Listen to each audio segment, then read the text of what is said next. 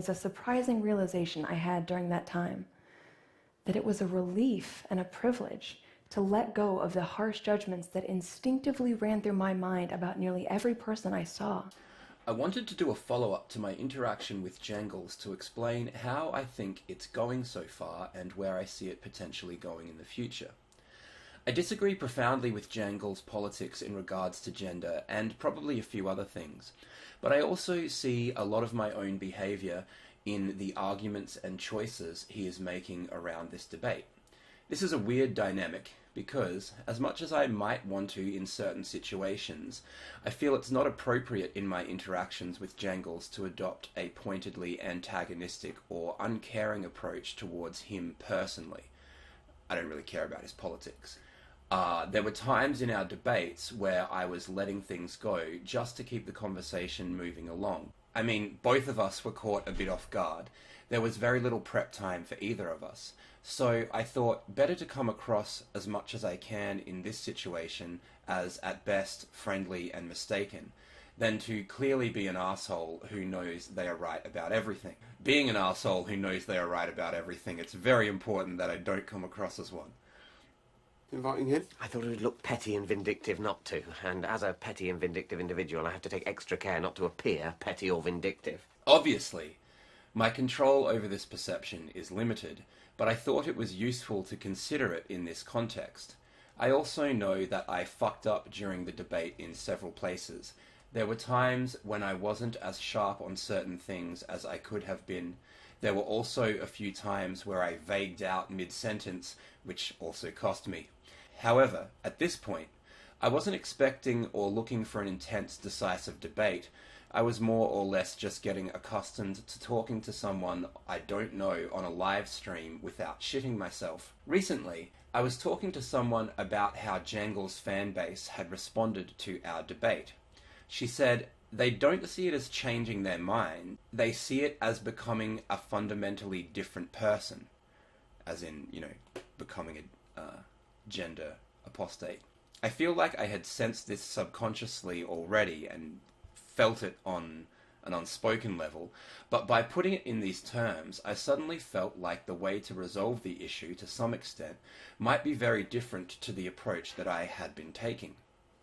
Instead of repeating ad nauseum, people who police your beliefs are toxic, and if people you think of as friends are actively policing your beliefs, then you are in a cult, both of which are true, I also need to address the concerns that people were raising. For example, they'll say things like, what about Nazis and other belief systems which both sides, to varying extents, agree are dangerous? I mean, am I in a cult because I quote-unquote police the thoughts of Nazis?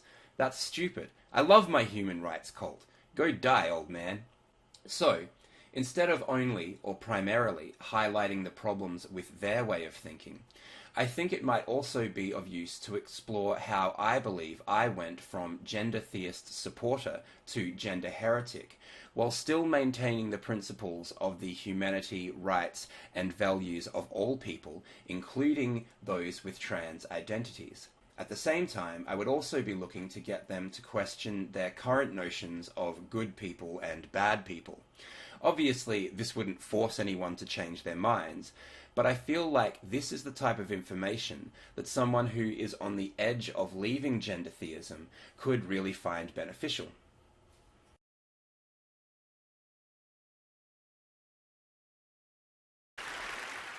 I was a blue-eyed, chubby-cheeked 5-year-old when I joined my family on the picket line for the first time. My mom made me leave my dolls in the minivan. I'd stand on a street corner in the heavy Kansas humidity, surrounded by a few dozen relatives, with my tiny fists clutching a sign that I couldn't read yet. Gays are worthy of death. This was the beginning. Our protest soon became a daily occurrence and an international phenomenon, and as a member of Westboro Baptist Church, I became a fixture on picket lines across the country. The end of my anti-gay picketing career, and life as I knew it, came 20 years later, triggered in part by strangers on Twitter who showed me the power of engaging the other. In my home, life was framed as an epic spiritual battle between good and evil. The good was my church and its members, and the evil was everyone else. My church's antics were such that we were constantly at odds with the world, and that reinforced our otherness on a daily basis. Make a difference between the unclean and the clean, the verse says. And so we did. From baseball games to military funerals, we trekked across the country with neon protest signs in hand to tell others exactly how unclean they were and exactly why they were headed for damnation. This was the focus of our whole lives. This was the only way for me to do good in a world that sits in Satan's lap. And like the rest of my 10 siblings, I believed what I was taught with all my heart, and I pursued Westboro's agenda with a special sort of zeal. In 2009, that zeal brought me to Twitter. Initially, the people I encountered on the platform were just as hostile as I expected. They were the digital version of the screaming hordes I'd been seeing at protests since I was a kid. But in the midst of that digital brawl, a strange pattern developed. Someone would arrive at my profile with the usual rage and scorn. I would respond with a custom mix of Bible verses, pop culture references, and smiley faces. They would be understandably confused and caught off guard, but then a conversation would ensue. And it was civil, full of genuine curiosity on both sides. How had the other come to such outrageous conclusions about the world? Sometimes the conversation even bled into real life. People I'd sparred with on Twitter would come out to the picket line to see me when I protested in their city. A man named David was one such person. He ran a blog called Jewlicious, and after several months of heated but friendly arguments online, he came out to see me at a picket in New Orleans. He brought me a Middle Eastern dessert from Jerusalem, where he lives, and I brought him kosher chocolate and held a God Hates Jews sign. There was no confusion about our positions, but the line between friend and foe was becoming blurred. We'd started to see each other as human beings, and it changed the way we spoke to one another. It took time, but eventually these conversations planted seeds of doubt in me. My friends on Twitter took the time to understand Westboro's doctrines, and in doing so, they were able to find inconsistencies I'd missed my entire life. Why did we advocate the death penalty for gays when Jesus said, "Let he who is without sin cast the first stone"? How could we claim to love our neighbor while at the same time praying for God to destroy them? The truth is that the care shown to me by these strangers on the internet was itself a contradiction. It was growing evidence that people on the other side were not the demons I'd been led to believe. These realizations were life-altering. Once I saw that we were not the ultimate arbiters of divine truth, but flawed human beings, I couldn't pretend otherwise. I couldn't justify our actions, especially our cruel practice of protesting funerals and celebrating human tragedy. These shifts in my perspective contributed to a larger erosion of trust in my church, and eventually it made it impossible for me to stay. In spite of overwhelming grief and terror, I left Westboro in 2012. In those days just after I left, the instinct to hide was almost paralyzing. I wanted to hide from the judgment of my family, who I knew would never speak to me again, people whose thoughts and opinions had meant everything to me. And I wanted to hide from the world I'd rejected for so long, people who had no reason at all to give me a second chance after a lifetime of antagonism. And yet, unbelievably, they did. The world had access to my past because it was all over the internet, thousands of tweets and hundreds of interviews, everything from local TV news to the Howard Stern show. But so many embraced me with open arms anyway. I wrote an apology for the harm I'd caused, but I also knew that an apology could never undo any of it. All I could do was try to build a new life and find a way somehow to repair some of the damage. People had every reason to doubt my sincerity, but most of them didn't. And given my history, it was more than I could have hoped for. Forgiveness and the benefit of the doubt. It still amazes me.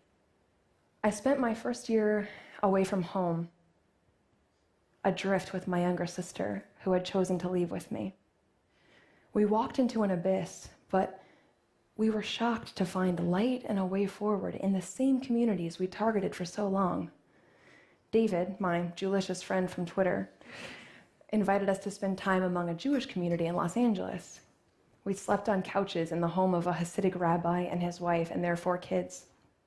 The same rabbi that I'd protested 3 years earlier with a sign that said, "Your rabbi is a whore." We spent long hours talking about theology and Judaism and life while we washed dishes in their kosher kitchen and chopped vegetables for dinner. They treated us like family. They held nothing against us. And again, I was astonished. That period was full of turmoil, but one part I've returned to often is a surprising realization I had during that time, that it was a relief and a privilege to let go of the harsh judgments that instinctively ran through my mind about nearly every person I saw. I realized that now I needed to learn. I needed to listen. This has been at the front of my mind lately because I can't help but see in our public discourse so many of the same destructive impulses that ruled my former church. We celebrate tolerance and diversity more than at any other time in memory, and still we grow more and more divided. We want good things: justice, equality, freedom, dignity, prosperity. But the path we've chosen looks so much like the one I walked away from 4 years ago. We've broken the world into us and them, only emerging from our bunkers long enough to lob rhetorical grenades at the other camp. We write off half the country as out-of-touch liberal elites or racist, misogynist bullies. No nuance, no complexity, no humanity.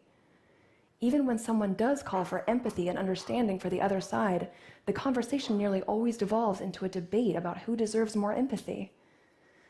And just as I learned to do, we routinely refuse to acknowledge the flaws in our positions or the merits in our opponents.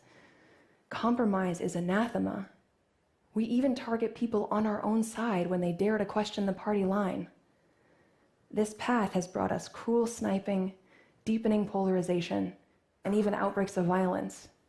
I remember this path. It will not take us where we want to go. What gives me hope is that we can do something about this. The good news is that it's simple, and the bad news is that it's hard. We have to talk and listen to people we disagree with. It's hard because we often can't fathom how the other side came to their positions. It's hard because righteous indignation, that sense of certainty that ours is the right side, is so seductive. It's hard because it means extending empathy and compassion to people who show us hostility and contempt. The impulse to respond in kind is so tempting, but that isn't who we want to be. We can resist, and I will always be inspired to do so by those people I encountered on Twitter, apparent enemies who became my beloved friends. And in the case of one particularly understanding and generous guy, my husband, there was nothing special about the way I responded to him. What was special was their approach. I thought about it a lot over the past few years, and I found 4 things they did differently that made real conversation possible. These 4 steps were small but powerful, and I do everything I can to employ them in difficult conversations today. The first is, don't assume bad intent. My friends on Twitter realized that even when my words were aggressive and offensive, I sincerely believed I was doing the right thing. Assuming ill motives almost instantly cuts us off from truly understanding why someone does and believes as they do. We forget that they're a human being with a lifetime of experience that shaped their mind, and we get stuck on that first wave of anger, and the conversation has a very hard time ever moving beyond it. But when we assume good or neutral intent, we give our minds a much stronger framework for dialogue. The second is ask questions. When we engage people across ideological divides, asking questions helps us map the disconnect between our differing points of view. That's important because we can't present effective arguments if we don't understand where the other side is actually coming from, and because it gives them an opportunity to point out flaws in our positions. But asking questions serves another purpose. It signals to someone that they're being heard. When my friends on Twitter stopped accusing and started asking questions, I almost automatically mirrored them. Their questions gave me room to speak, but they also gave me permission to ask them questions and to truly hear their responses. It fundamentally changed the dynamic of our conversation. The third is stay calm. This takes practice and patience, but it's powerful. At Westboro, I learned not to care how my manner of speaking affected others. I thought my rightness justified my rudeness. Harsh tones, raised voices, insults, interruptions. But that strategy is ultimately counterproductive. Dialing up the volume and the snark is natural in stressful situations, but it tends to bring the conversation to an unsatisfactory, explosive end. When my husband was still just an anonymous Twitter acquaintance, our discussions frequently became hard and pointed, but he always refused to escalate. Instead, he would change the subject. He would tell a joke or recommend a book or gently excuse himself from the conversation. We knew the discussion wasn't over, just paused for a time to bring us back to an even keel. People often lament that digital communication makes us less civil, but this is one advantage that online conversations have over in-person ones. We have a buffer of time and space between us and the people whose ideas we find so frustrating. We can use that buffer. Instead of lashing out, we can pause, breathe, change the subject, or walk away, and then come back to it when we're ready. And finally, make the argument. This might seem obvious, but one side effect of having strong beliefs is that we sometimes assume that the value of our position is or should be obvious and self-evident, that we shouldn't have to defend our positions because they're so clearly right and good, that if someone doesn't get it, it's their problem, that it's not my job to educate them. But if it were that simple, we would all see things the same way. As kind as my friends on Twitter were, if they hadn't actually made their arguments, it would have been so much harder for me to see the world in a different way. We are all a product of our upbringing, and our beliefs reflect our experiences. We can't expect others to spontaneously change their own minds. If we want change, we have to make the case for it. My friends on Twitter didn't abandon their beliefs or their principles, only their scorn. They channeled their infinitely justifiable offense and came to me with pointed questions tempered with kindness and humor. They approached me as a human being, and that was more transformative than 2 full decades of outrage, disdain, and violence. I know that some might not have the time or the energy or the patience for extensive engagement, but as difficult as it can be, reaching out to someone we disagree with is an option that is available to all of us. And I sincerely believe that we can do hard things, not just for them, but for us and our future. Escalating disgust and intractable conflict are not what we want for ourselves or our country or our next generation. My mom said something to me a few weeks before I left Westboro, when I was desperately hoping there was a way I could stay with my family. People I have loved with every pulse of my heart since even before I was that chubby-cheeked 5-year-old standing on a picket line holding a sign I couldn't read. She said, "You're just a human being, my dear, sweet child." She was asking me to be humble, not to question, but to trust God and my elders. But to me, she was missing the bigger picture, that we're all just human beings, that we should be guided by that most basic fact and approach one another with generosity and compassion. Each one of us contributes to the communities and the cultures and the societies that we make up. The end of this spiral of rage and blame begins with one person who refuses to indulge these destructive, seductive impulses. We just have to decide that it's going to start with us. Hi. The Gender Theists. Please leave a message. Oh, hi. Gender Theists. Yeah, Rubble of Empires. here.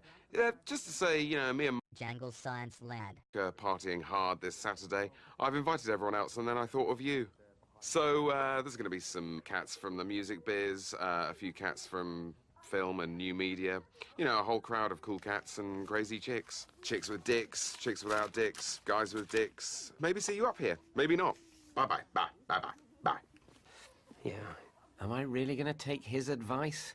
The finest legal mind of his generation? But it looks like a crack den. I know. Like, I don't give a fuck what they talking about. They don't even know what they're talking about. They like what I tell them to. I run this shit. It's me, you fucking losers. Look, why don't you take a shower? What are you doing watching YouTube right now anyway? You stink. You're sitting in the house all day. You ain't done shit, bro. You're a fucking loser, bro. You watching, bro. What are you doing with yourself? Don't say that, Shit man. crazy, These my bro. interviews. I need them to watch. What's up with